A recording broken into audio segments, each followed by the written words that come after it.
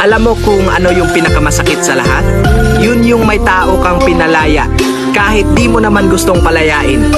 Kasi alam mong dun na siya sasaya. Kaya ikaw na lang yung nagparaya. Sabi nga nila, masakit bitawan.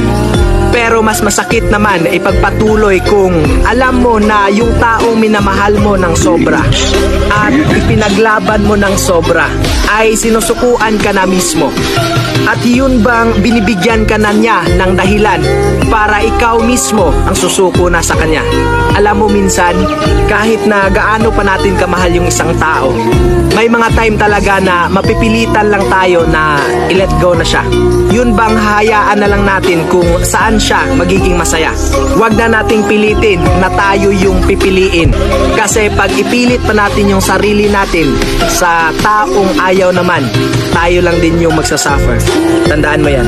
Okay?